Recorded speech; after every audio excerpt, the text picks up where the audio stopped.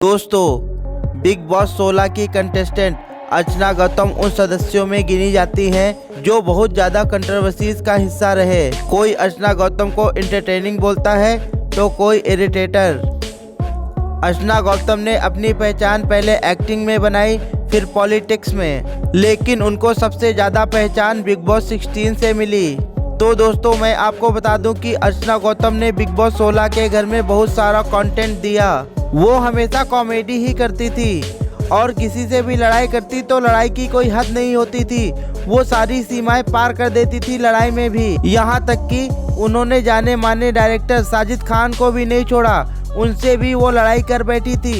दोस्तों, अर्चना गौतम का जन्म एक मिडिल क्लास फैमिली में हुआ था और एक मिडिल क्लास फैमिली से बिग बॉस 16 तक का सफर उनका कैसा रहा और क्या है उनकी अनसुनी सच्चाई, तो हम सब कुछ जानेंगे इसी वीडियो में।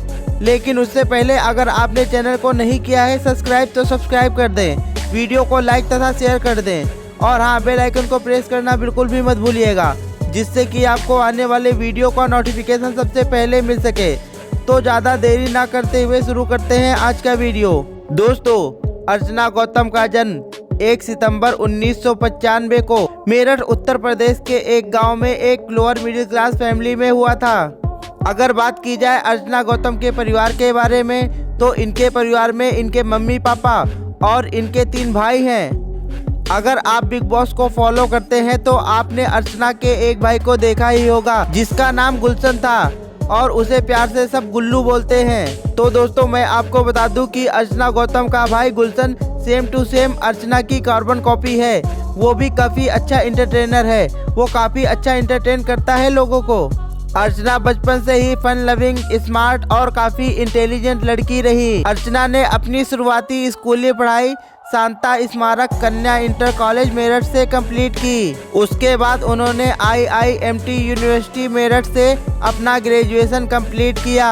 अर्चना गौतम को बचपन से ही इंटरटेनमेंट इंडस्ट्री में इंटरेस्ट था, इसीलिए उन्होंने कम उम्र में ही ये तय कर लिया था कि वो बड़ी होकर एक्टिंग फील्ड में जाएंगी। इसीलिए अर्चना गौतम ने कॉलेज के दौरान ही मॉडलिंग करना शुरू कर दिया था, जिसके कुछ दिनों बाद अर्चना गौतम को थोड़ा बहुत काम मिलने लगा था।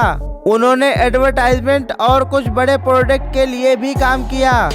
मॉडलिंग करती हुई अर्चना ने कई ब्यूटी कॉन्टेस्ट में भी हिस्सा लिया। साल 2014 में अर्चना फेमिना मिस यूपी चुनी गई। अर्चना गौतम जब मिस उत्तर प्रदेश बनी तब उनकी उम्र 19 साल थी। अर्चना जब अपनी पढ़ाई कर रही थी तब उनके पिताजी राजनीति में एक्टिव हो गए। मिस यूपी बनने के कुछ समय बाद साल 2016 में अर्चना गौतम को फिल्मों में एक्टिंग करने का मौका मिला। इनकी डेब्यू फिल्म थी ग्रेट ग्रैंड मस्ती, इसमें इन्होंने सपोर्टिंग रोल प्ले किया था। उसके बाद साल 2017 में अर्चना गौतम को हसीना पारकर में भी एक साइड रोल करने को मिला। इसी साल अर्चना गौतम फिल्म बारात कंपनी में भी नजर आई।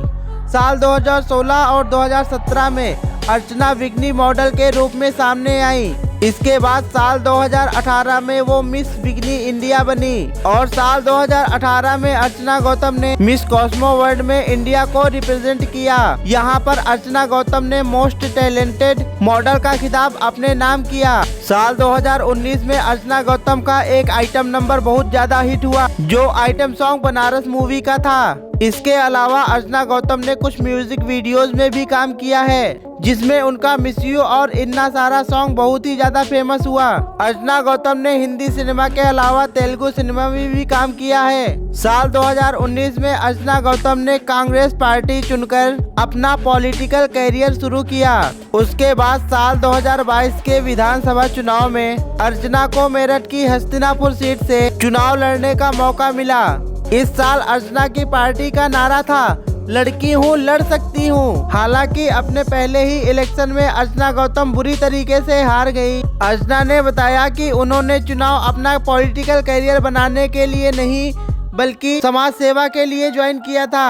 वो चाहती थी कि वो औरतों को एक अच्छा मकाम दिला सके। इसके पीछे भी एक कहानी है। तो दोस्तों, बात दरअसल ये है कि एक बार कुछ लोगों ने अर्चना से बोला कि हम तुम्हें फिल्मों में काम देंगे, तुम सिर्फ 10 लाख रुपए ले आओ। उस समय अर्चना के पास केवल 1 लाख रुपए ही थे। तो अर्चना गौतम ने उन लोगों से कहा कि मेरे पास अभी सिर्फ 1 लाख रुपए ही हैं। इसके बाद उन लोगों ने अर्चना गौतम से कहा कि 2 लाख से कम में काम नहीं बनेगा। उसके बाद अर्चना गौतम ने कुछ भी करके 2 लाख रुपए का इंतजाम किया और उन लोगों के पास पहुंच गई। वो लोग पैसे लेकर भागने ही वाले थे कि एकदम से अर्चना को समझ में आ गया कि वो लोग लुटेरे हैं। इसी वजह से अर्चना गौतम ने उन लोगों के पैर मजबूती से पकड़ लिए और जोर जोर से चिल्लाने लगी। वो लोग अर्चना को लात पे लात मारे जा रहे थे। अर्चना चिल्ला रही थी। चिल्लाने के साथ साथ अर्चना गौतम ने उन लोगों का पैर नहीं छोड़ा। अर्चना गौतम मार खाती गई लेकिन पैर मजबूती से पकड़े रही उन लोगों के। इसी दौरान वहां से बहुत लोग गुजरे। सब लोग अर्चना गौतम को देखते और देख के अनदेखा करके वहां से निकल जाते। कोई भी शख्स अर्चना गौतम की मदद करने को तैयार नहीं था। जिसके बाद पास में ही रह रहे चौल वालों के कानों में अर्चना गौतम की आवाज पहुंची तो वो लोग अर्चना गौतम की मदद करने के लिए दौड़ते हुए आए और उन लोगों को आता हुआ देखकर लुटेरे अर्चना गौतम के पैसे छोड़कर भाग गए। जिसके बाद वहां मौजूद सभी लोगों ने अर्चना गौतम की बहादुरी की बहुत सारी तारीफें की। सिर्फ उन लोगों ने ही नहीं, पुलिस वालों ने भी अर्चना गौतम की बहुत तारीफ की और शाबाशी दी। जिसके बाद अर्चना गौतम ने तय कर लिया कि वो लड़कियों के लिए खड़ी होंगी और जो भी गलत होता दिखाई देगा उसके खिलाफ आवाज उठाएंगी। इसी वजह से अर्चना गौतम ने राजनीति में कदम रखा। इसके बाद साल 2022 में अर्चना को मौका मिला इंडिया के सबसे बड़े रियलिटी शो बिग बॉस 16 का हिस्सा बनने का।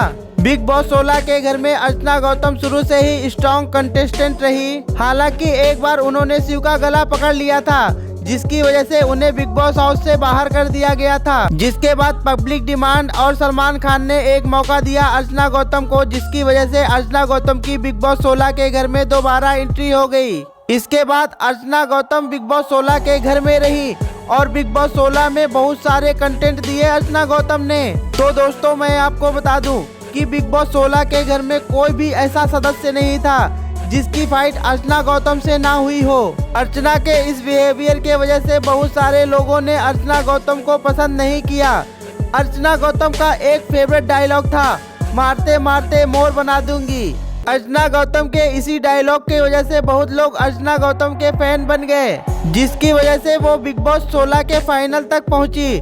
टॉप 5 में अर्चना गौतम ने अपनी जगह बनाई थी। बिग बॉस 16 में एंट्री लेने के बाद अर्चना गौतम पूरे देश भर में फेमस हो गई। तो आइए दोस्तों जानते हैं अर्चना गौतम के बारे में कुछ और इंटरेस्टिंग बातें। अर्चना का बेबाक होना और बेझिझक होना लोगों को काफी ज्यादा पसंद आया। बिग बॉस 16 के घर के अंदर अर्चना गौतम सबके चहीते अब्दुल रोजिक के खिलाफ होते हुए भी नजर आई और जाने माने डायरेक्टर साजिद खान से भी उनकी कई लड़ाइयाँ हुई। दोस्तों एक बार अर्चना गौतम तिरुपति बालाजी दर्शन करने के लिए गई थी। वहां पर उन्हें दर्शन नहीं करने दिए गए और मंदिर के कर्मचारियों ने उनसे बहुत ही गलत व्यवहार किया था। तो अर्चना गौतम ने उसका वीडियो शूट करके पोस्ट किया था जो कि काफी वायरल भी हुआ था। दोस्तों अगर बात की जाए अर्चना गौतम के हाइट की तो उनकी हाइट 5 फीट 4 इंच है और बॉडी वेट लगभग 52 केजी है। अर्चना गौतम अभी तक किसी भी रिलेशनशिप में नहीं रही। अर्चना गौतम कहती हैं कि उनकी पसंद का अभी कोई एमपी उन्हें नहीं मिला। तो दोस्तों ये थी कहानी अर्चना गौतम की। उम्मीद करता हूँ कि मेरे द्वारा दी गई जानकारी आपको अच्छी लगी होगी। अगर वीडियो आपने अंत तक देख ही लिया है तो चैनल को सब्सक्राइब, वीडियो को लाइक तथा शेयर कर दे। और हाँ, कमेंट बॉक्स में एक प्यारा सा कमेंट ज़रूर करिएगा क्योंकि आपके कमेंट से हमें मोटिवेशन मिलता है, जिससे हम आपके लिए और भी अच्छी जानकारी लाते रहेंगे। आज के लिए इतना ही, फिर मिलते हैं किसी नई इंटरेस्टिंग जानकारी के साथ। तब तक के लिए आप अपना ख्याल रखें।